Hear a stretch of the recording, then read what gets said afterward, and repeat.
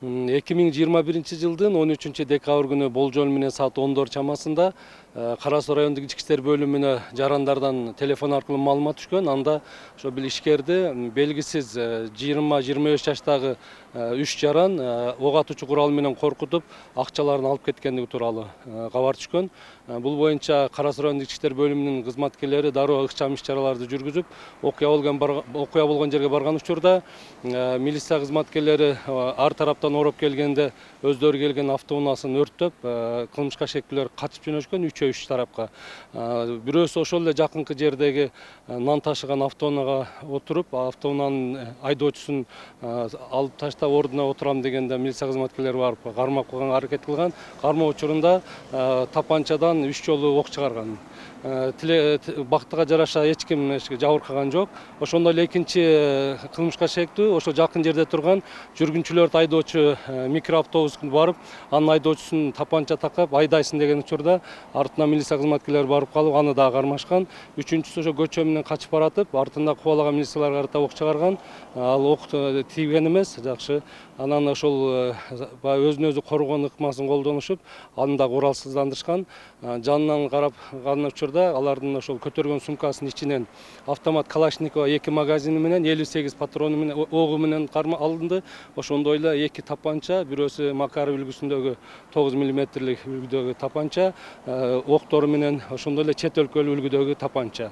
Жана 6 дана бет кап, ошондой эле атайын кызматтар кийүүчү жылуулатылган спец одежда, жана арматура, ошондой эле наушник, рациялар алынган. Ошо кармалган жарандар бирөөсү 32 жашта, бирөө 46 жашта, бирөө 48 жашта. Алардын бири мурда 2 жолу соттолгон, адам өлтүрүү жана ок атуучу куралды мыйзамды сактоо боюнча. Экинчиси болсо экстремизм менен соттолгон белгилүү болду. Бирөөсү мурда биздин ушул жерден кеткен Россия Федерациясынын жарандыгын алган, учурда Казан шаарында жашап жаткан жаран болгон. Алардын жашаган жерин текшерген учурда үйүнөн дагы ошо ок дарылар чыкты. Жалпы келтирилген чыгым бүгүнкү күндө $114.250 экени аныкталды. Жабырлануучунун ошол жоон санына ок атуучу курал менен атып качып кеткен. Ал бүгүнкү күндө ооруканада жатат, абалы жакшы. Бүгүнкү күндө ошол топтолгон материалдын негизинде каракчылык беренеси менен кылмыш иши козголуп, тергөө иштери жүрүп жатат. Кармалгандар азыр убактылуу кармоочу жайда. Бүгүн баш коргоо чарасы каралуусу күтүлүүдө.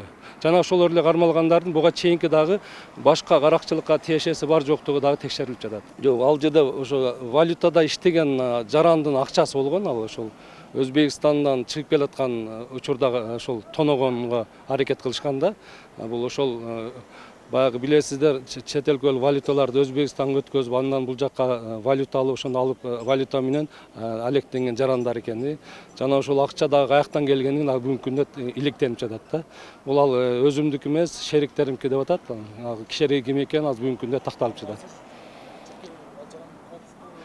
Коопсуздугу боюнча кам көрүлүп, ал кароого алынган, ал өмүрүн коркунуч келтирбеш үчүн ага атайын кызматтардан ошо аны кароого алышкан да, кечээден баштап.